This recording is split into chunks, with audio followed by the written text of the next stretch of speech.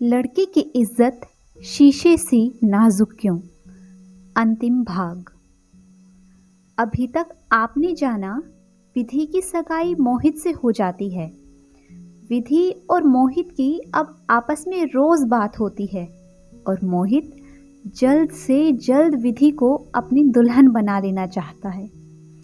इधर एक लड़का विधि के पीछे पड़ा हुआ है और एक दिन जब विधि अकेली होती है तो वो उससे बात करने की कोशिश करता है, पर विधि उस पर गुस्सा करके अपने घर आ जाती है। अब आगे। विधि अपने घर आई तो मन में काफी घबराई हुई थी। उसे डर लग रहा था कि आज मैंने उस लड़के को इतने जोर से डांटकर शायद ठीक नहीं किया। अगर कल उसने मुझसे इस बात का बदला लिया तो मैं क्या करूंगी। वैसे भी काफी अमीर लगता है और ऐसे लोगों की बहुत पहुंच होती है। आखिरकार उसने अपनी मम्मी को सारी बातें बता दी। विधि की बात सुनकर उसकी मम्मी को भी अब डर लगने लगा। इसीलिए उन्होंने विधि को कॉलेज जाने से मना कर दिया और कहा कि अब केवल एग्जाम देने जाना, तब तक जो भी काम होगा दीपा कर देगी या फिर तेरे पापा किसी से करवा देंगे। विधि को भी अपनी मम्मी की बात सही लगी और इसीलिए वो दीपा के घर गई उससे मिलने और उसे बताया कि कॉलेज में जो भी पढ़ाई हो उसके नोट्स मुझे दे देना प्लीज। पर क्यों? दीपा को विधि की बात समझ नहीं आई। तब विधि ने उसे पूरी बात बताई। दीपा ने सुना तो विधि को समझाने लगी, तू बेकार में डर रही है यार। सोच, कितने दिन से वो तेरा इंतजार कर रहा है पर कभी उसने कोई बदतमीजी नहीं की। तू ठीक कह रही है, पर कल मैंने उसे बहुत जोर से डांट कर बात की थी। सच बोलूं तो मुझे उस पर बहुत गुस्सा आ रहा है। कितनी शांति थी मेरी जिंदगी में, पर उसकी वजह से मैं परेशान हो गई हूं और अब और परेशानी नहीं चाहती। बस इसीलिए तेरी मदद चाहिए मुझे। ठीक है विधि, तू ज्यादा परेशान मत हो, मैं दे दूंगी सारे नोट्स तुझे। फिर थोड़ी देर दोनों सहेलियों ने बातें की और फिर विधि अपने घर आ गई। रात में जब मोहित का फोन आया उस समय विधि पढ़ाई कर रही थी, इसीलिए बगैर देखे ही फोन को कान से लगा लिया। हेलो हेलो, कौन बोल रहा है? क्या यार, यहां मैं तुम्हें याद कर करके बेचैन हूं और तुम मेरी आवाज भी नहीं पहचानती। ओ सॉरी मोहित, क्या है ना, मैंने बगैर देखे फोन अपने कान से लगा लिया था। एग्जाम है ना, इसीलिए पढ़ रही थी। ठीक है, कोई बात नहीं, पर ये बताओ कब तक हैं तुम्हारे एग्जाम? इस महीने की 30 तारीख तक। चलो, तुम्हारे इम्तिहान खत्म हो तो मेरे भी खत्म होंगे। आपके? आपको कौन से एग्जाम देने हैं? अजी, हमारे सब्र का इम्तिहान। ये किसी एग्जाम से कम है क्या? हमारे दिल से पूछो, जो हर वक्त बस तुम्हारा साथ चाहता है, और तुम हो कि कभी मुझे याद ही नहीं करती। मोहित, अगर याद करने से आपका मतलब आपके बारे में खास तौर पर सोचना है तो ऐसा नहीं होता। याद तो उसे करो ना जिसे एक पल के लिए भी भूलूं। आप तो हर वक्त मेरे दिलो दिमाग पर छाए रहते हो। आपकी मुस्कुराती हुई तस्वीर मेरे मन में ऐसे बस गई है कि बरबस ही मैं भी मुस्कुराने लगती हूँ। हर पल आप मुझे अपने साथ महसूस होते हो। रियली विधि, मैं बता नहीं सकता मैं आज कितना खुश हूँ। तुमने कितना खूबसूरत इजहार किया है, कितनी प्यारी प्यारी बातें की हैं, पर तुम मुझसे इतनी दूर हो। बस अब मैं कल ही मम्मी पापा को तुम्हारे घर भेजता हूँ, शादी की तारीख तय करने। अब मैं ज़्यादा दिन तुमसे दूर नहीं रह सकता। मुझे तो बस अब उसी दिन का इंतज़ार है जब तुम केवल मेरी होगी और मैं तुम्हारा। कितना हसीन मंजर होगा जब हम एक दूसरे को देखेंगे। हमारे लफ्ज़ खामोश होंगे और आंखों में बातें होंगी। विधि मोहित की बातें सुनकर शर्म से पानी पानी हो रही थी। उसने आहिस्ता से कहा, जी मैं फ़ोन रखती हूँ। ठीक है रखो, पर सुनो, वो दिन जल्दी ही आएगा जब तुम लाल जोड़े में मेरे लिए सजोगी और मैं तुम्हें हमेशा के लिए अपना बना लूंगा।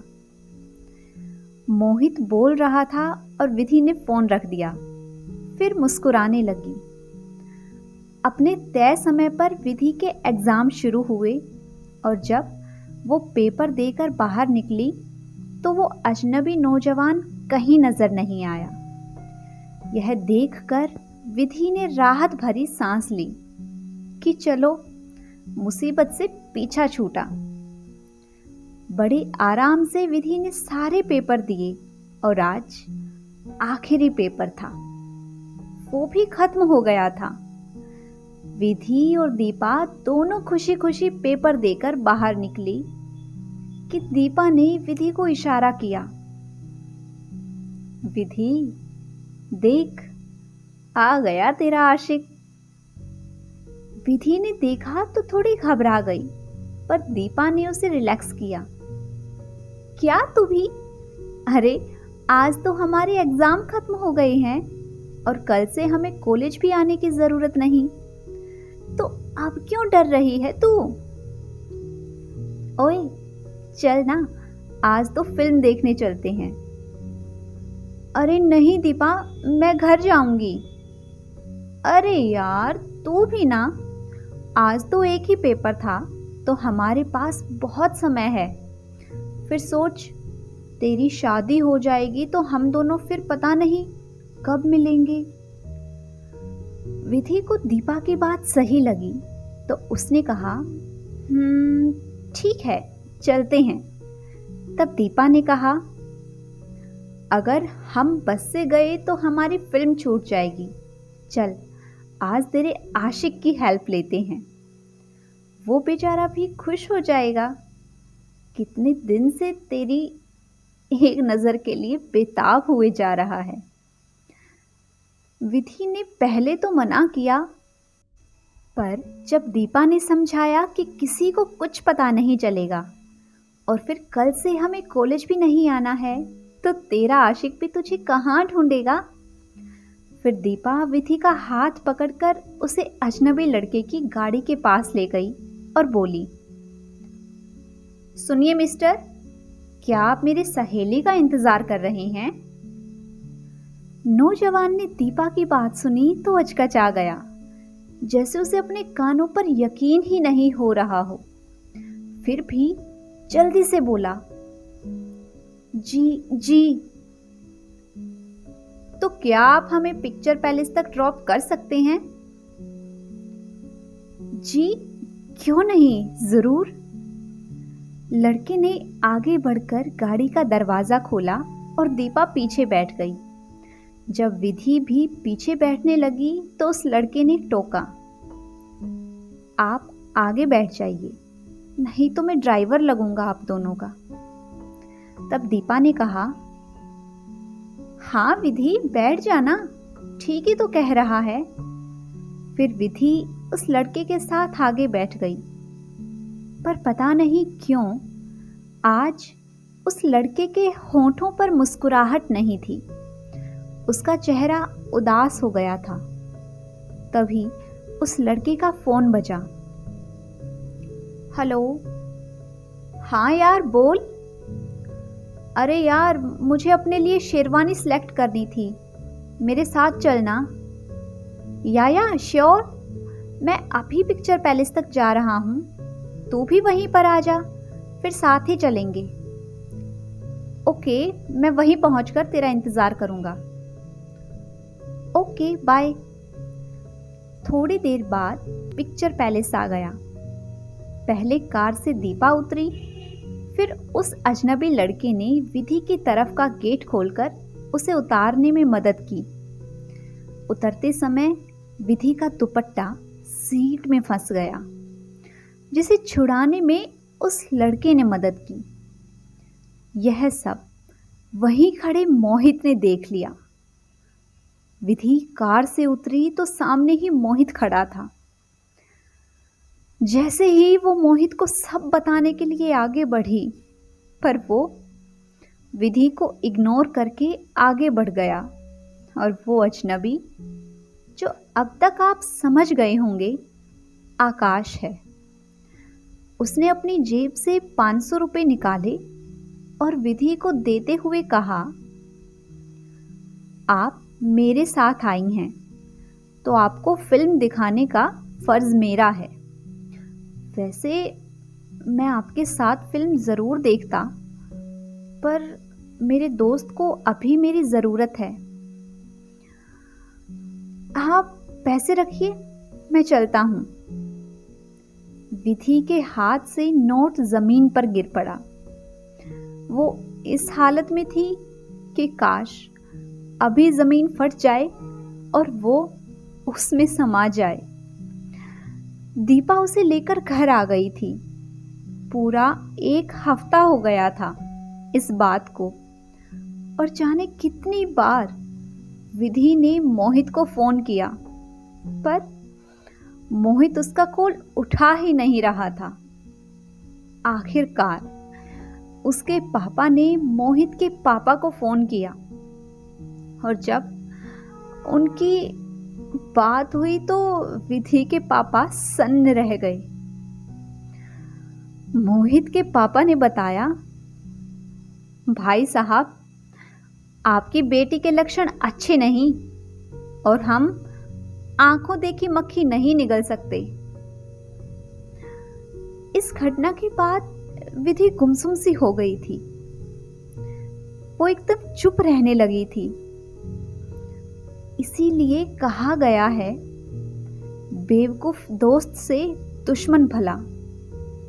काश मोहित एक बार विधि की बात सुनकर तब फैसला लेता, और वो आकाश जो खुद के लिए पाक लड़की की ख्वाहिश रखता है, पर दूसरी लड़कियों को परखता रहता है। क्या ऐसा करना सही है?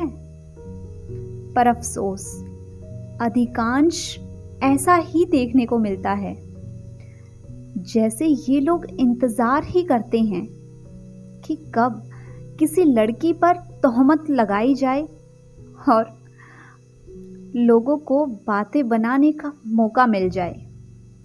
प्लीज़, अगर आपके आसपास ऐसा कुछ हो रहा है, तो एक बार, बस एक बार उस लड़की को अपनी बात कहने का मौका दीजिए। अंत में बस यही सवाल हम सबके सामने रह जाता है, आखिर एक लड़की की इज्जत शीशे सी नाजुक क्यों? तो दोस्तों, अगर आप सभी को आज की ये कहानी पसंद आई है तो वीडियो को लाइक कीजिए, शेयर कीजिए, और अगर आपने अभी तक हमारे चैनल को सब्सक्राइब नहीं किया है तो जल्दी से चैनल को सब्सक्राइब कर लें। Thanks for watching.